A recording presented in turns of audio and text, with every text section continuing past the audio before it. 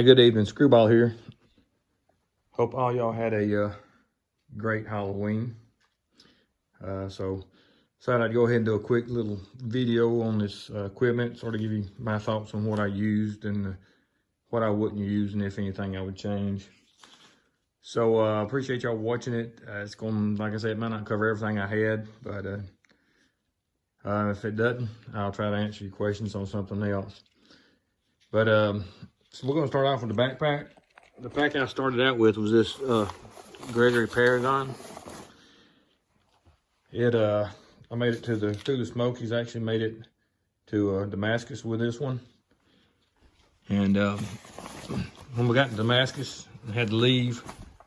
That's a Paragon 50. When we got to Damascus and left trail for a couple of weeks, I went ahead. I swapped it out for a little bit lighter Osprey Exos, and also so my back wouldn't sweat as bad.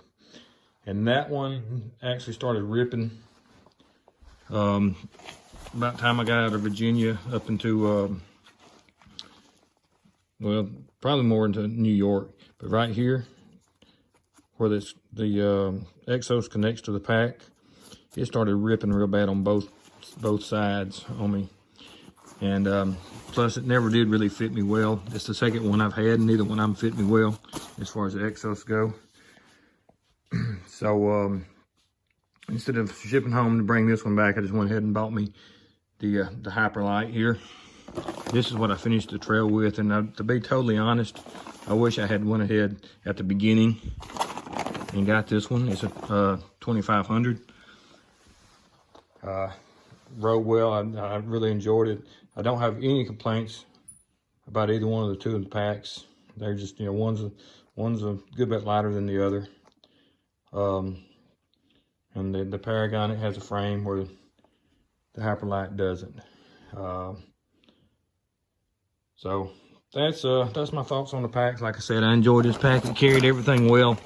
I might have possibly gone up one size. It might have helped me some, but I went ahead and just stayed with that.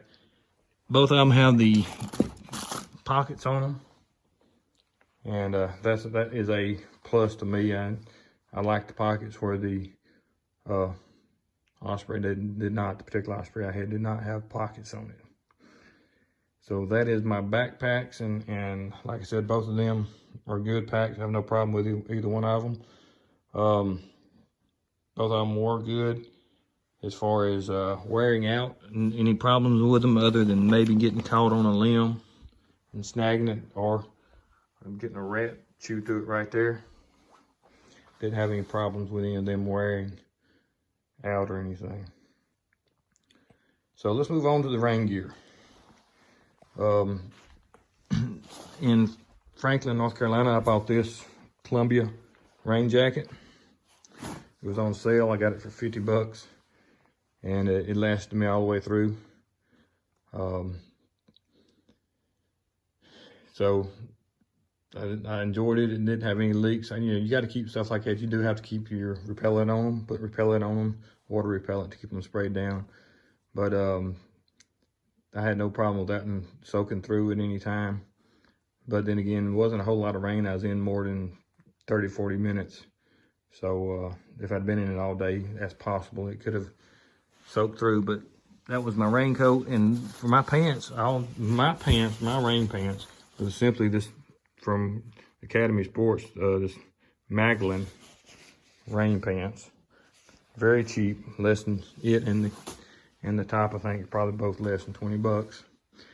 That was my second pair. I wore one pair, and the only reason I had to get rid of them is the legs at the bottom got ripped on the limb or something other and started tearing down by my feet.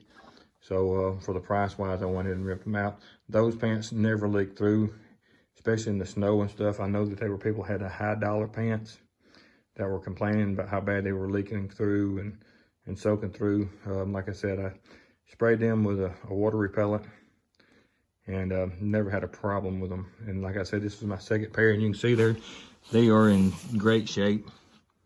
No holes. Wore them more probably for a windbreak than I did anything else. So that was my rain pants. They did a great job. And then of course the old puffy jacket here. That is a what is it?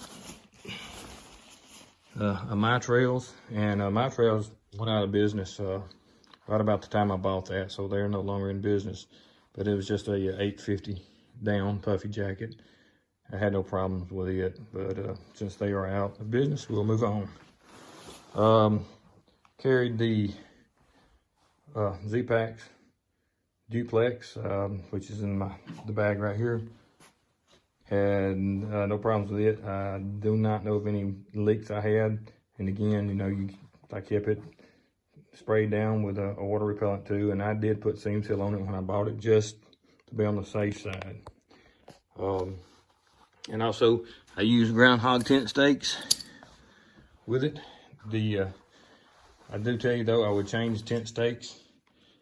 Bloodhound carried the Easton aluminum nano tent stakes, and they're light. He carried the I think his may have been 8 or 10 inches, but the only reason he had them that big is they sent in the wrong size. But you can go with the 4 or 6 inch nano tent stakes, and that's what I would do if I were to go back on trail. I would reorder the tent stakes for that. But like I said, Z-Packs, I had no problem with it. I may, you know, I discussed, and I probably would definitely look at using a hammock system if I were to go again. The hammock is just so much easier. You can put a hammock anywhere, no matter if the ground is level or not, or got rocks on it. You can put the hammock on it, and you know, you'll find 2 trees, and even up in the mountain, up in the whites and stuff. People that haven't really have any problems finding trees and stuff with hammocks. But the problem with the hammock is you do definitely need the underquilt. I did carry a hammock for about a week or so, and just without a underquilt, I never could stay warm. That is a third air mattress there. That is a Climate. I had the what did I want to say?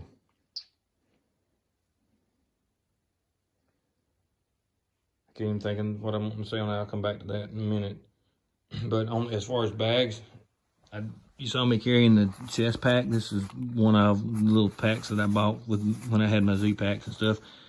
That's just REI. It fits real well on the belts in front of the packs. I put that on as far as just an extra little bag. Normally carried it on my chest strap. So it done a great job as far as just keeping normal things in it that you needed all day. And another pack that so I didn't think about it, but right here, this Hyperlight little pouch here. I carried that the whole trip, and I started putting my camera in it about halfway through, or my phone in it. Originally I was carrying my glass cases and stuff like that. Eventually I moved my glasses to the other pouch, and that right there, the iPhone fits in that. I've got a Otter case on my, excuse me, on my iPhone. It slips right down in that little pouch and just stays in there snug. Very safe, felt very good about that. So, excuse me. Get back to the Arab mattress. My original was a Nemo, a tensor, and kept me very warm. Had no problem with it. Would probably still have it today, but I accidentally trying to pull my straps for my quilt out from underneath it and tore a hole in it. So it was my fault that it leaked. But I liked the tensor, and I had to go back with the tensor. After that, after the tensor, I got a Big Agnes light something other, and it lasted about a week. And then it's just had, whenever I put it in water, it had 5 different leaks or better in it, where it was, the seams were pressed and sealed. So I don't know what it is. Maybe on another video I'll go find it and bring it out. But it was a lightweight, and it wasn't worth the money. But now this Climate here is right there. I had no problem with it. I got it about time I've got in. I was not quite in Maine. I think we got it whenever it came off of Pinkham Notch, and but I had no problems with it. It's comfortable and it does a good job. But yeah, I would still rather have the Nemo. As far as a seat pad, I did not like the little small ones that everybody has. I found this in a hiker box. It's just part of a regular thumb rest pad that somebody cut in half. So when I found it, I just started carrying it. A little bit bigger than the Z seats, and to me, it was they done a great job and didn't have any problems with it. Then we got storage sacks. That's a Hyperlite little waterproof storage sack. And I tell you, go back to Bloodhound. He had the what are they? They weren't sacks. They were pods. The Hyperlite pods is what they were called. He had about 4 or 5 of them, and they look them up if you're thinking about going on a hike or long distance. They seem to do a lot better than the sacks did. They fit down in this pack. They just stack on top of each other down in the pack. They hold the form of the packs. And he seemed to do a lot easier with his when it comes to packing them than I did with all the bags I had, because he stored everything in his pod and then stacked them on top of himself inside his pack, and they fit real well. They held the shape of the pack and done a great job. So I would go probably with a pod instead of the sacks next time. I stayed with the Olympus. These, except at the end I couldn't get Olympus, so I went back. These are I think the 4.0s. That's something I would probably not go back with as far as a trail runner. I would go back with a little bit stiffer sole, or thicker sole, I believe, than a trail runner. But that's what I use. Those are, like I said, 4.0s. I use the Olympus. But I think I would go more with one of the more leather type, heavier sole shoes, just for I believe it would support your feet better, and the rocks just don't, they don't penetrate that as easy as they do the soft soles like these are. But each his own. You gotta find out what you like. But I would definitely go back with a thicker sole shoe. Someone asked me if I would go with some type of waterproof shoe. Probably would, especially early in the season. Excuse me. Then we're gonna come down to the my cook kit. I use just your regular. I believe this is a 450. I'm not sure, maybe 650. But just the same cook kit as everybody with the stove. Had no problems with those. The thing that I did a lot different than most people, I threw away my my bag that I heated everything in, because I had this right here. It's made out of the same material. And what I would do, I would take a quart-size Ziploc freezer bag. You got to use the freezer bags, and put whatever I was cooking, mainly out of ramen noodles. Put them in it and set them in here, and then pour the water in it and close it up, and then they would set in here. It would stay warm. It'd cook, and then whenever you open it up, it stayed in the bowl here instead of trying to hold the bag to eat out of. And that's, like I said, it just forms up, and my can sits right down in it. So that's all it is. Just a koozie around my can, around my cup and stuff. So, all right, let's go on to the sleep system. Like I said, this is just a quick little throw together video, so you guys excuse my speed going through this stuff. Before we go to the sleep system, the Garmin Mini, to be honest, I think it was a waste of money, because the iPhone has a tracker on it And the people I was letting track, I just ended up giving them my iPhone tracker number and let them use it. Because of the Garmin, it goes dead and you forget about it, or you forget to turn it on, you forget to turn it off. So I ended up about the last from about Maryland on, or West Virginia on, I probably didn't even turn it on. I carried a real pillow, small camping pillow, lightweight. It's not much heavier than the air blow-up pillows, but it's a whole lot more comfortable. And with the blow-up pillows, you got to get it just right. You get too much air in it, they're just too hard. You don't get enough air in it. That right there is just your typical pillow foam field, and it rolls up about as about as big as a tennis ball container, you could say, if you wanted it rolled up. I never rolled it up. I just stuck it down in my backpack just like that and packed stuff under it and on top of it. And then I had my quilt, which is 20-degree quilt. I think, like I said earlier, I would probably go with a 0-degree bag if I were to go back. And because of the clothing that you had to carry, I never got cold in that quilt, but I got cool a couple of nights. And for people that had the bags, they did not get cold. And then again, I may not have been using the quilt right. So if you do have a quilt, make sure you understand how all the straps and stuff work on it to keep you warm.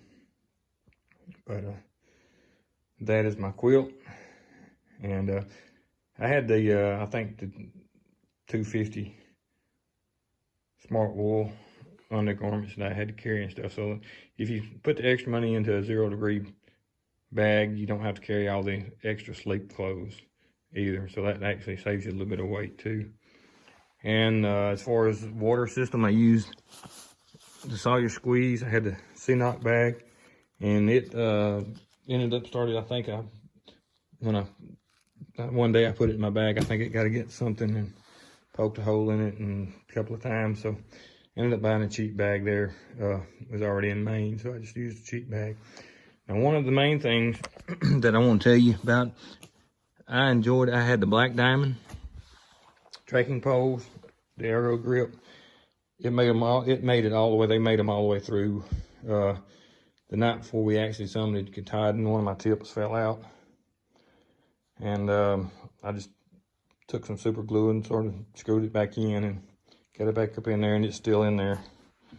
But the thing about the Black Diamond is there's no one nowhere on the trail that carries the full tips for the Black Diamonds, and everybody out there has it for the Luckies. So if I were, my recommendations is get you a pair of Luckies. They're really, other than the name brand stuff, I don't think there's that much difference. I don't think one's any better than the other.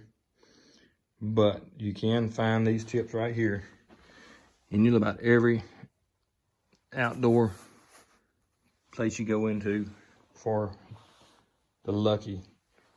And with the Black Diamond, I did not find a single place that had them. So, if you're gonna haven't chose your trekking poles yet, get you a good pair of lightweight, Lucky, I should say, not Lucky. I didn't carry them, so I don't know exactly what they're called, but I believe it's Lecky trekking poles. So, again, like I said, this is sort of a quick thrown together video. If you have any questions that I didn't cover, feel free to ask. And I'll go back over it. So again, thanks for watching. I hope y'all have a great Thanksgiving. And hopefully I have some kind of videos out before then. But we'll talk with y'all later. Have a great day.